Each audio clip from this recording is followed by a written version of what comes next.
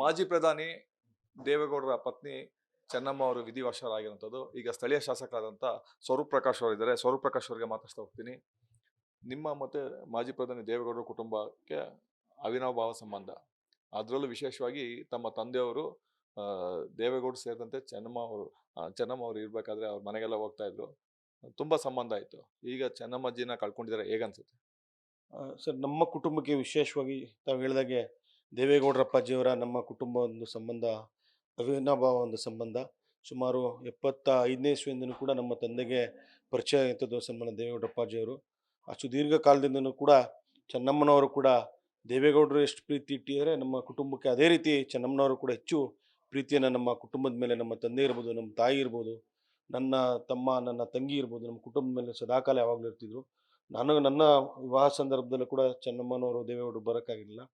ಆ ಸಂದರ್ಭದಲ್ಲಿ ಆಶೀರ್ವಾದ ಪಡೆ ಹೋಗೋ ಸಂದರ್ಭದಲ್ಲೂ ಕೂಡ ಭಾಳ ಪ್ರೀತಿಯಿಂದ ನನ್ನ ಮತ್ತು ನನ್ನ ಪತ್ನಿಗೆ ಭಾಳ ಪ್ರೀತಿಯಿಂದ ಆಶೀರ್ವಾದವನ್ನು ಮಾಡಿ, ಸೀರೆಯನ್ನು ಕೊಟ್ಟು, ಬಾಗಿಣವನ್ನು ಕೊಟ್ಟು, ಔಪಚಾರಿಕವಾಗಿ ಎಲ್ಲ ಊಟನ ಕೂಡ ಮಾಡಿ ಅವರ ಆಶೀರ್ವಾದನ ಪಡೆ ತಂದಿದ್ದೆ.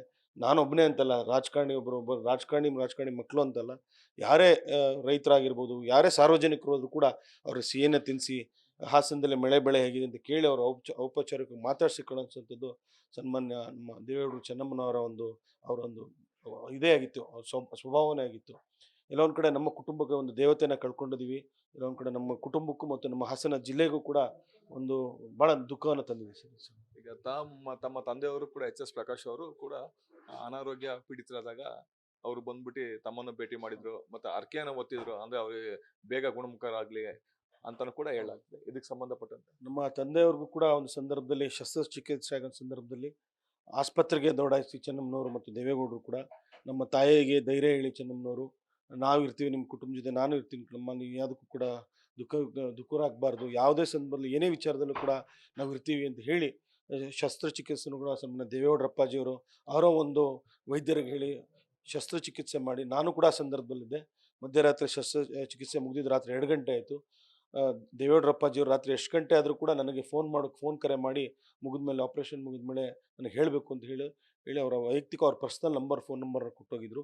ನಾನು ಕೂಡ 2 ಗಂಟೆಲಿ ಮಾಡಬೇಕೋ ಬೇಡವೋ ಅಂತ ಮಾಡಿದೆ. ಆ ಸಂದರ್ಭದಲ್ಲಿ 2 ಗಂಟೆಲಿ ಅವರೇ ಖುದ್ದಾಗಿ ಫೋನ್ನ ರಿಸೀವ್ ಮಾಡಿ, ಆಯಿತು ಒಳ್ಳೇದಾಗಲಿ, ಭಗವಂತ ಒಳ್ಳೇದು ಮಾಡ್ತಾನೆ ಅಂತ ಹೇಳಿ, ಅದೇ ರೀತಿ ಚೆನ್ನಮ್ಮನವರು ಕೂಡ ಆ ಸಂದರ್ಭದಲ್ಲಿ ರಾಜರಾಜೇಶ್ವರಿ ದೇವಿಯ ಒಂದು ಹರಕೆಯನ್ನು ಮಾಡಿ, ನಮ್ಮ ತಾಯಿಗೆ ಹೇಳಿ ಹರಕೆಯನ್ನು ಮಾಡಿಸಿ, ಏನು ಗುಣಮುಖರಾದ್ಮೇಲೂ ಕೂಡ ನಮ್ಮ ತಾಯಿನ ಕರ್ಕೊಂಡೋಗಿ ಆಸ್ಪತ್ರೆಗೆ ಒಂದು ಏನು ಹರಕೆಯನ್ನು ತೀರಿಸುವಂಥ ಕೆಲಸನ ಮಾಡಿದರು. ಎಲ್ಲೋ ಒಂದು ಕಡೆ ನನಗೂ ಕೂಡ ನಮ್ಮ ಅಜ್ಜಿ ಅಂತ ಎಲ್ಲೋ ಒಂದು ಕಡೆ ಭಾವನೆ ಇವತ್ತು ನಮಗೆಲ್ಲರೂ ಕೂಡ ಭಾಳ ದುಃಖ ತಂದಿದೆ. ಅವ್ರು ಇನ್ನೂ ಅಷ್ಟು ವರ್ಷ ಅವರ ಪ್ರೀತಿ ನಮ್ಮ ಮೇಲೆ ಇರಬೇಕಾಗಿತ್ತು. ಎಲ್ಲೋ ಒಂದು ಕಡೆ ನಮಗೂ ಕೂಡ ದುಃಖ ತಂದಿದೆ ಸರ್. ಕಡೆದಾಗಿ ತಾವು ಚೆನ್ನಮ್ಮ ಅವ್ರನ್ನ ಯಾವಾಗ ಭೇಟಿ ಮಾಡಿದ್ರಿ, ಎಲ್ಲಿ ಭೇಟಿ ಮಾಡಿದ್ರಿ? ನಾನು ಕಳೆದ ಒಂದು 2-3 ತಿಂಗಳಿಂದನೂ ದೇವೇಗೌಡರ ಅಪ್ಪಾಜಿ ಮನೆಗೆ ಹೋದ ಸಂದರ್ಭದಲ್ಲೂ ಕೂಡ ಸ್ವಲ್ಪ ಅವರು ಅನಾರೋಗ್ಯದಿಂದಿದ್ದರು, ಬೆಡ್ ರಿಡನ್ ಆಗಿದ್ದರು. ನಾನು ಅವ್ರಿಗೆ ತೊಂದರೆ ಕೊಡಬಾರ್ದು ಅಂತ ಅವ್ರು ಮಾತಾಡ್ಸೋಕೆ ಹೋಗ್ತಿರ್ಲಿಲ್ಲ. ಆದರೆ ನಾನು ಎಲ್ಲೋ ಒಂದು ಕಡೆ ಶಾಸಕನಾಗ ಗೆದ್ದಂಥ ಸಂದರ್ಭದಲ್ಲಿ ಭಾಳ ಚೆನ್ನಾಗಿದ್ದರು. ಅವ್ರಿಗೆ ಆಶೀರ್ವಾದನ ತಗೊಂಡೆ, ಚೆನ್ನಮ್ಮನವರು ಮತ್ತು ದೇವೇಗೌಡರ ಅಪ್ಪಾಜಿಯವರ. ಆ ಸಂದರ್ಭದಲ್ಲಿ ನನಗೆ ಭಾಳ ಸಂತೋಷ ಆಗಿದ್ದು, ಸನ್ಮಾನ್ಯ ದೇವೇಗೌಡರ ಅಪ್ಪಾಜಿಯವರ ಕೊಠಡಿಯಲ್ಲಿ ನಾನು ಆಶೀರ್ವಾದ ತಗೊಳ್ಳೋ ಸಂದರ್ಭದಲ್ಲಿ ಮಧ್ಯಾಹ್ನ ಆಗಿತ್ತು, ಊಟದ ಸಮಯ. ದೇವೇಗೌಡರ ಅಪ್ಪಾಜಿ ಊಟ ಮಾಡಬೇಕು, ಆಗ ಚೆನ್ನಮ್ಮನವ್ರು ಕರೀರಿ ಅಂತ ಹೇಳಿ ಚೆನ್ನಮ್ಮನವ್ರು ಬರೋ ತನಕ ಅವರು ಕೂಡ ಊಟ ಮಾಡಲಿಲ್ಲ. ಅದನ್ನು ನೋಡಿ ನನಗೂ ಕೂಡ ಕಣ್ಣಲ್ಲಿ ನೀರು ಬಂದು, ಅವರ ಊಟ ಮಾಡೋ ತನಕನೂ ಜೊತೆಲಿದ್ದು ನನಗೂ ಕೂಡ ಜೊತೆಲಿ ಊಟ ಮಾಡಿಸಿದ್ರು ದೇವೇಗೌಡರ ಅಪ್ಪಾಜಿಯವರು, ಚೆನ್ನಮ್ಮನವರು.